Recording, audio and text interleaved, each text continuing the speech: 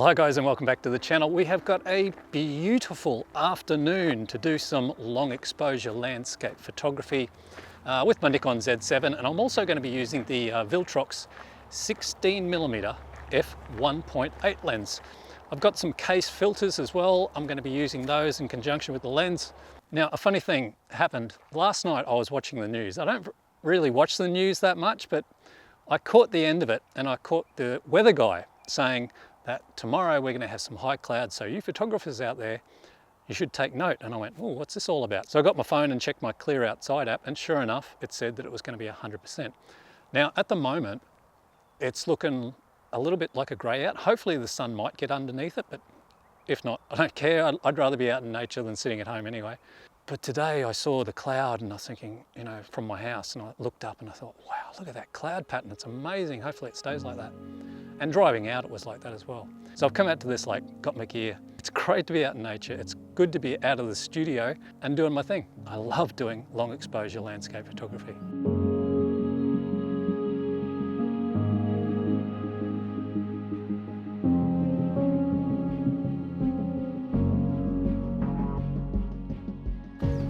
All right, so I've made it to this lake's edge.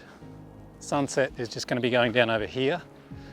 So I have found this bit of an old dead tree right on the edge here. This may work, because if I get something like a position over here, I might just have to do a little bit of lawn mowing. I might just have to step down on some of these bits of long grass here so I can get a clear shot of this guy pointing out towards the west with the cloud. Hopefully there'll be some nice colour under that cloud. If not, so be it. And then we'll go from there. All right, let's get set up and we'll get a framing and see how we go.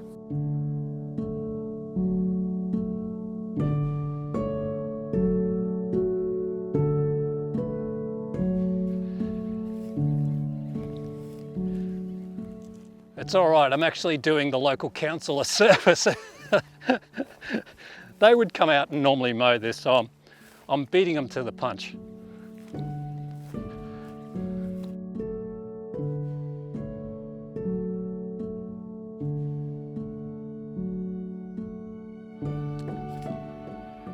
Right, so I've got my composition all set up. I've got my dead tree here. It's going to be on my right-hand side of frame with this bit of long grass.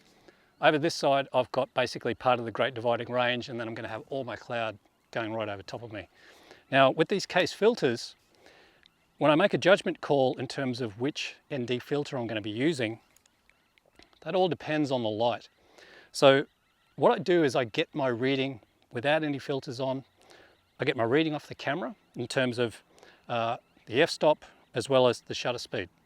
So when I've done that, I will then pull out my iPhone, and on here I've got an app. It's a long exposure calculator app, and with that I dial in all the settings, I tell it the filter that I'm using, and then it'll tell me the time that I have to have the shutter open for. So I've got a little shutter release cable here, you can see that right there, and I'll switch this camera into bulb mode, so then I can leave the shutter open as long as what I want. As soon as that sun gets down a little bit lower, I'll get all my settings then, and then I'll calculate the long exposure time.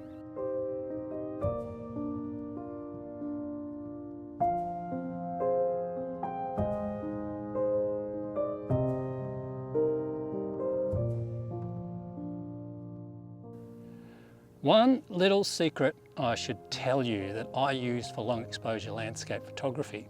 With these long exposure calculator apps, what they don't take into account is when you're shooting a sunset, I don't think they realize the sky's actually going to get darker. Like, say you've got a 4-minute long exposure happening, the sky's actually going to be getting darker while you've got the shutter open.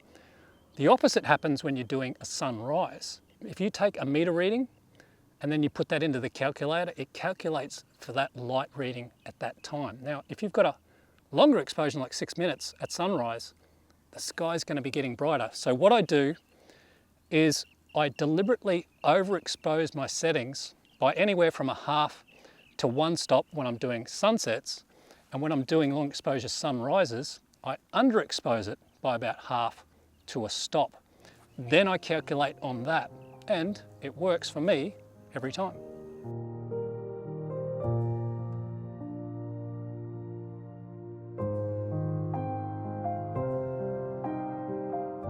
That sun is, it's just peeking through there. I'm just looking up at this amazing pattern. You know, I love this. This is why I love nature so much, getting out. Like, it's just so beautiful. Look at the pattern of that cloud.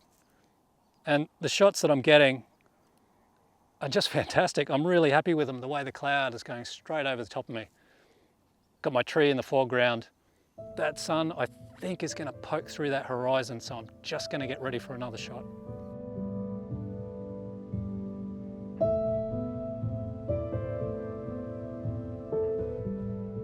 That sun has just now nipped under the horizon. I can just see a little bit of colour coming up underneath. I've got all these beautiful colours coming out over here on the left. I'm actually going to put the 10 stop ND on. I've got now a reading of 1/8 of a second. It's going to give me an exposure of 2 minutes and 8 seconds. Let's give it a go.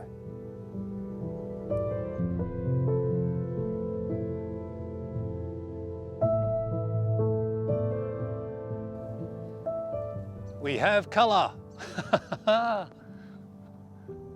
Fantastic. Look at it get under it. That's awesome.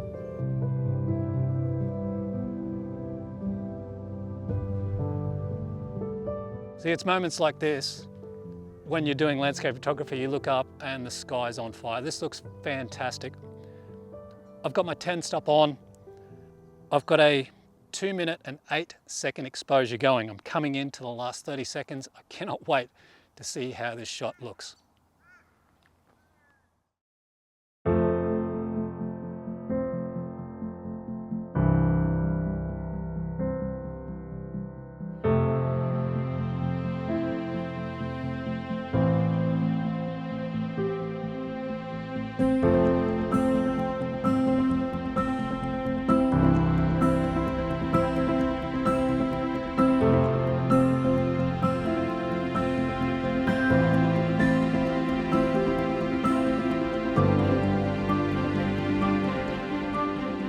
I had so much fun doing some long exposure landscape photography with this fantastic Viltrox 16mm F1.8 Z-mount lens.